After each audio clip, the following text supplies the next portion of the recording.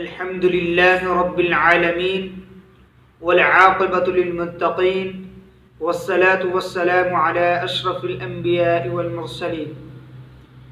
محترم سامعین کرام، السلام علیکم ورحمۃ اللہ وبرکاتہ. سامعین، امید ہے کہ آپ سارے خیریت سے ہوں گے، عافیت سے ہوں گے. اللہ تبارک و تعالی تمام امت مسلمہ میں جتنے بھی مسلمان ہیں ان سب کی حفاظت فرمائے. سامعین، پہلے ہم نے تختی نمبر 1 پڑھی تھی ترتیب کے ساتھ، اور ابھی تختی نمبر 1 کی مشق کرنی ہے، یعنی حروف کی ترتیب کے بغیر، ترتیب سے نہیں ہوگا. تو اس وجہ سے پہچان کے لیے اب ہم تختی نمبر 1 کی مشق کرتے ہیں. اعوذ باللہ من الشیطان الرجیم. بسم اللہ الرحمن الرحیم.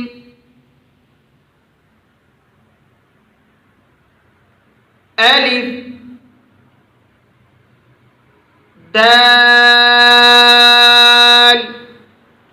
ابھی دال کو ہم لمبا کریں گے، اس کے اوپر مد کریں گے.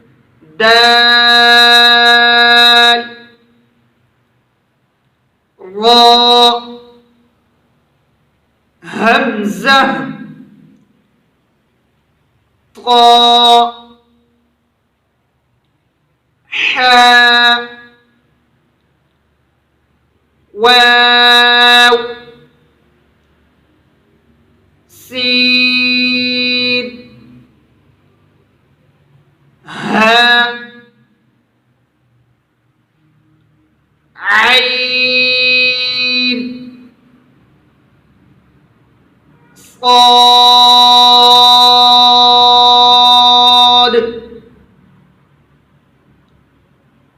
کاف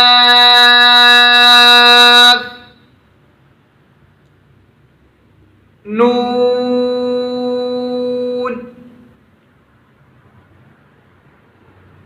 با ظا جیم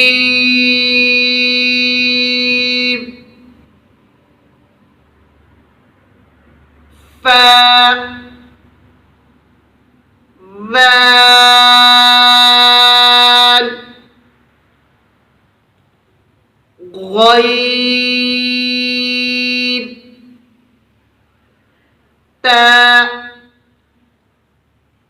غاد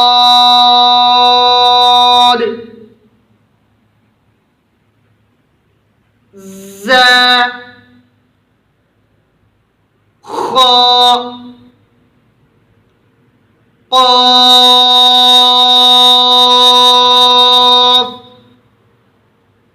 شین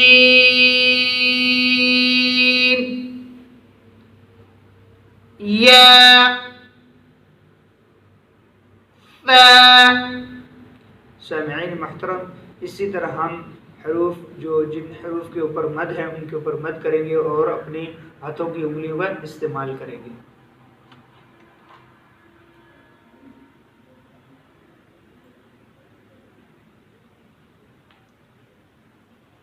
تا زا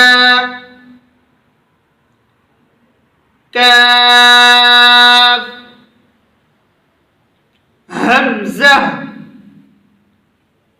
با سین فا صاد جیم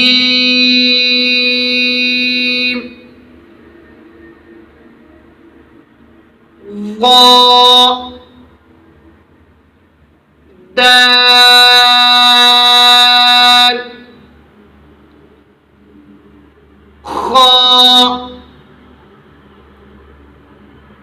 ضاد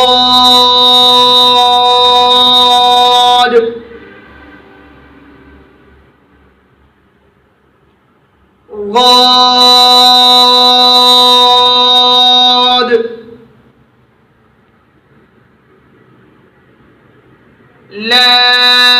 لام ذال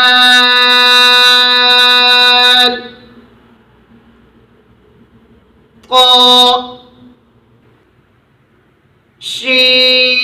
شين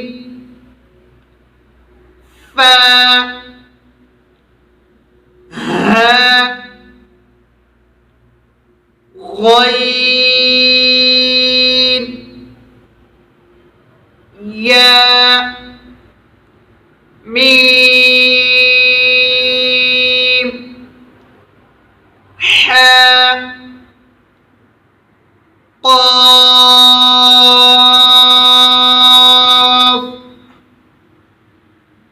راء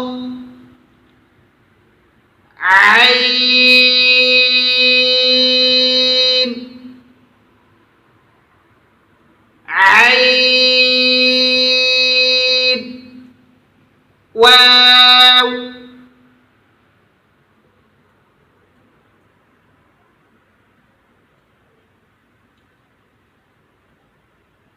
ثاء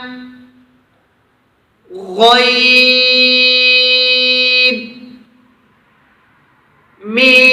ميم راء جيم لام قاف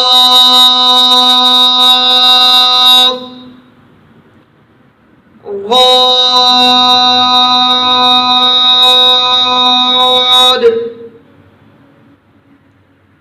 حاء تاء هاء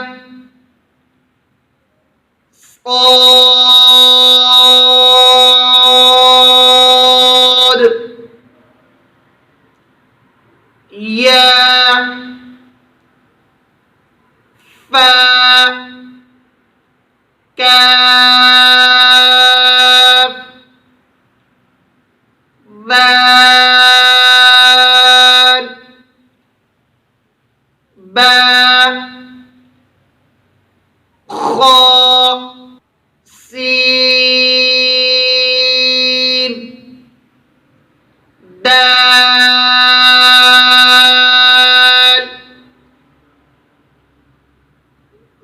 زاء ظا شين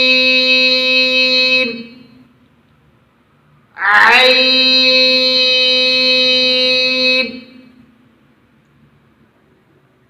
نون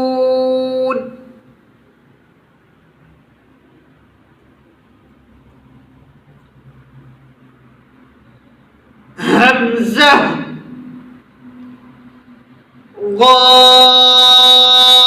ضاد تاء زاء فاء حاء باء عين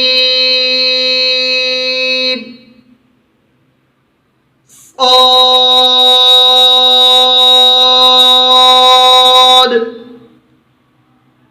ظا جيم ذال خاء غين ياء قاف